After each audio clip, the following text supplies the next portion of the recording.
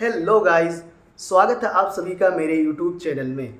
मेरा नाम है मोहिउद्दीन और मैं एक फार्मा स्टूडेंट हूं और मैं M Pharm master in pharmacology कर रहा हूं। तो जैसा कि हम सभी को पता है कि जो हमारी वैक्सीन, दो वैक्सीन कोविड में डिलीवर्ड हुई थी, उसमें से एक ऐसी खबर आ रही है कि जो कोविशील्ड है वो उसका साइड इफ़ेक्ट बहुत ज़्यादा साइड इफ़ेक्ट आ रहा है और लोगों को हार्ट अटैक बहुत ज़्यादा आ रहा है। तो आज हम इसी से रिलेटेड बात करेंगे कि अ, जो एक्चुअल में बात है, मतलब एक्चुअल में क्या है उसका कोविशील्ड, क्या उस रियलिटी में उसका हार्ट अटैक, उसका साइड इफ़ेक्ट हार्ट अटैक है, या फिर सारी चीज़ें मतलब झूठ ऐसे ही बोल रहे हैं, या फिर मतलब सारी चीज़ें एक डिटेल से बात करेंगे।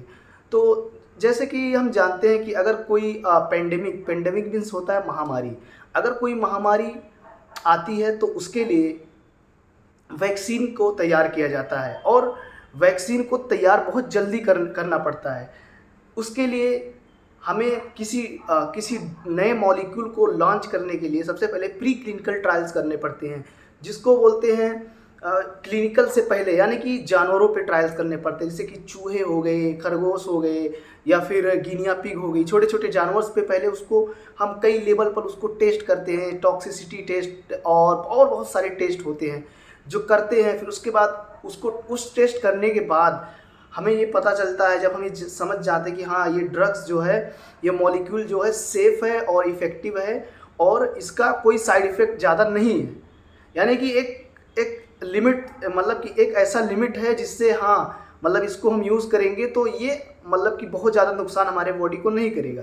तो उसको हम फिर क्लिनिकल ट्रायल्स के लिए अप्लाई करते हैं।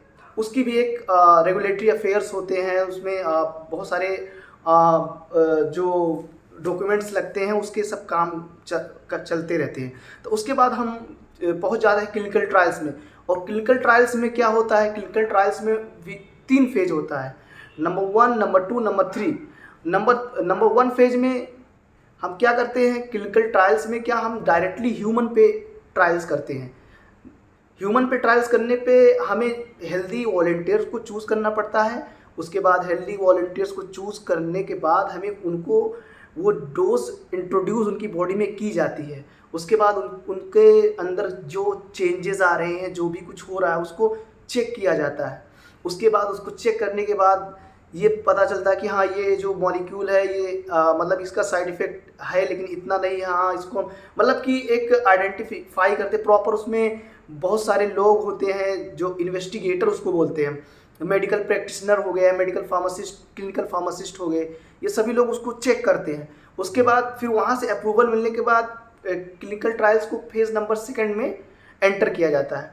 और फेज़ नंबर 2 में जब एंटर होती है कोई मॉलिक्यूल, तो मतलब कि उसको एक सेफ्टी लाइंस बहुत ज़्यादा मिल जाती है, मतलब उसको ये एक हद तक ये मिल जाता है कि वैल्यू कि हाँ वो ड्रग्स मार्केट में लॉन्च होने की चांसेस उसके ज़्यादा बढ़ जाते हैं। लेकिन अगर फिर भी हमें 3 फेज तक ट्रायल करना पड़ता है। लेकिन अगर कोई ऐसी बीमारी है जिसको कंट्रोल करना बहुत ज़्यादा ज़रूरी है, तो उसमें गवर्नमेंट से अप्रूवल 2nd फेज़ में ही ले सकते हैं और गवर्नमेंट दे देती है। तो हम जब 2nd फेज़ में अप्रूवल ले लेंगे तो हमने 3rd फेज़ तो किया नहीं। और 3rd फेज़ में जब चेक करते हैं हम, तो 3rd फेज़ में बिल्कुल ही हमको ये समझ में आ जाता है कि हाँ ये ड्रग्स बिल्कुल सेफ़ है, या फिर अगर सेफ़ नहीं है तो इसके साइड इफ़ेक्ट्स क्या हैं, क्या नहीं है। लेकिन जो फेज़ 2 में होता है वो बिल्कुल अच्छी तरीके से क्लियर नहीं हो पाता। तो वही इस जो वैक्सीन लॉन्च हुई है उसके साथ यही हुआ है। जो फेज़ 2 क्लिनिकल ट्रायल्स, जो पोस्ट क्लिनिकल ट्रायल्स हुआ था, उसमें जो फेज़ नंबर 2 में ही उसको लॉन्च कर दिया गया, फेज़ नंबर 3 हुआ ही नहीं। जब फेज़ नंबर 3 नहीं हुआ तो उसी की वजह से अब उसका फिर से फेज़ नंबर 3 पे ट्रायल चल रहा है। अब ट्रायल्स स्टार्ट हुई तो पता चला कि इसका साइड इफ़ेक्ट ये है कि इसमें ब्लड क्लॉटिंग हो जाती है। अब ब्लड क्लॉटिंग होगी तो जाहिर सी बात है, अगर कहीं पे क्लॉट है तो कार्डियक अरेस्ट या फिर कार्डियक फेलियर, हार्ट से रिलेटेड बहुत सारी डिजीज़ होना पॉसिबल है। तो आज के लिए मेरी इस वीडियो में इतना ही। तो प्लीज़ मेरे चैनल को सब्सक्राइब करिए, और मेरा ये फर्स्ट वीडियो है तो आप बताएं मेरा वीडियो कैसा लगा। मिलते हैं नेक्स्ट वीडियो में, तो प्लीज़ मेरे चैनल को सब्सक्राइब कर लीजिए, और ऐसी वीडियो आती रहेंगी। मिलते हैं नेक्स्ट वीडियो में, तब तक के लिए थैंक यू।